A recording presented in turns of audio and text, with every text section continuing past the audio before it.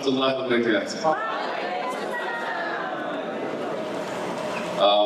First and foremost, I want to thank all of you for being here today and for taking part in this incredible program. I want to start off by saying that I'm a little frustrated. I'm frustrated because American Muslims, and particularly Indian American Muslims, have a significant impact to America. Every single one of you make an impact every single day. To Fortune 500 companies, to the health industry, and so many other spaces. We are part and parcel of what America is today. But what we have forgotten about is that the United States and this country, every single day, makes decisions about the lives of billions of people, even though those decisions are made in our name. And one of the things that I think, unfortunately, the lessons learned from the genocide in Gaza, which is still going on, is that American Muslims, particularly America itself, if we are silent, if we do not build the institutions, if we do not teach people, if we do not stand up, more genocides will happen. And I want you to know that the entire world stood up. Almost every country except a few islands. And it was because the United States refusing to stop this genocide is what the genocide continued. Which reminds me to all of you that the American population has a responsibility, whether they know it or not, to know what our government is doing abroad. And that is a responsibility that we cannot say we didn't know. And the genocide in Gaza and the policies related to it, if we don't fight it, we think that a genocide in India may be far away, but actually all the steps have been created to have a slippery slope into that genocide. And it is us that we have to wake up. We have to be the community that stands. And we're not alone. We're not alone. You're seeing today for the first time where Americans could not unite on the issues of American politics and issues that Americans deeply care about. America is so divided, but for the first time, we're seeing a glimpse, at least even the younger generation, that a genocide is not acceptable in Palestine. And that is because when we fight for what is right, we don't need to be the only voice, as long as we are able to stand up and speak up. And so I am calling upon our community to take this responsibility seriously. India has the largest Muslim population, one of the largest Muslim populations in the world. It is a population that has tremendous challenges, but right now it is the green light from the United States that can predict the reality of where those people's future lies. And that future, we have a responsibility to do something about. I want you to know, in many foreign policy discussions in the United States, there's not a lot of discussions. It's actually, there is no discussion.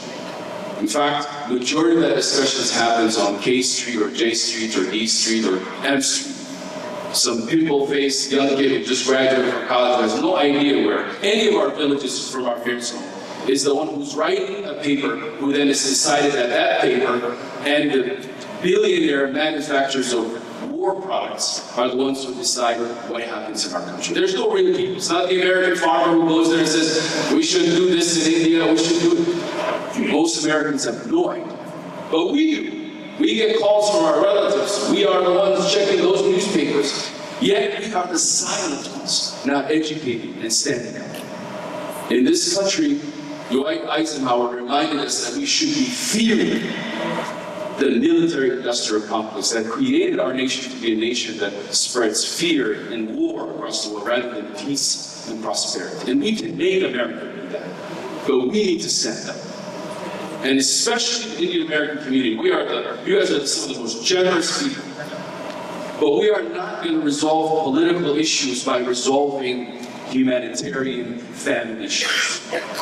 We cannot continue to give money to solve and build wells when it is a political decision that is creating the climate situation. And that is why we need to stand up. And one of the other things is we need volunteers. Every single one of you can present your skill sets to these institutions and provide support. Don't wait for somebody else to make the impact. I hate when people react, knowing the reality where we're headed.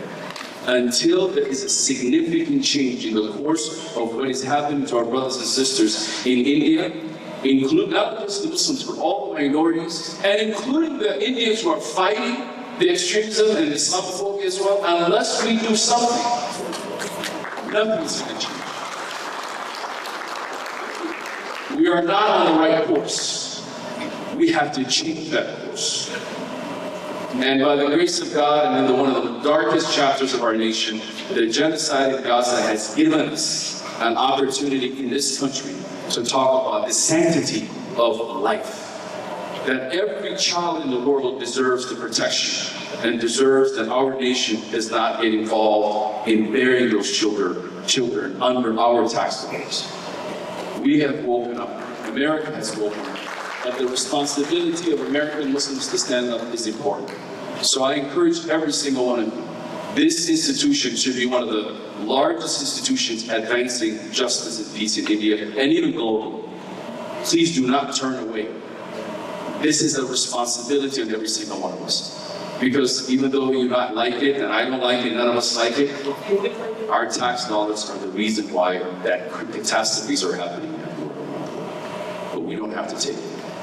And I encourage every single one of you to go to DC, go to the offices. None of you come with us, but there are a few of us who come every year. We don't need to go once in a year. We need to continue to engage. And here's the thing, every few 6 months to a year, there's a new staff that shows up. Has no idea where India is. Well, actually, they know where India is. They have no idea the details of India. You have to continuously educate, because these are the policy decision makers that constantly stand up and speak up. But our community, we think that sometimes we're going to wait until the bad news comes out. Then we do the reactionary quick, and we think that solutions are going to happen overnight. So please, don't just come to these events. I hope you're inspired after these events to say, what is my role? Maybe it's just not the fundraising and supporting and giving the dollars. Maybe I can give a few hours. Maybe I can volunteer. Maybe I can support the Minnesota chapter of the Indian American. And you don't have to be Indian. You have to be somebody who cares about the reality of human life and stand up against injustice no matter where it's happening. Jazakumullah khairan.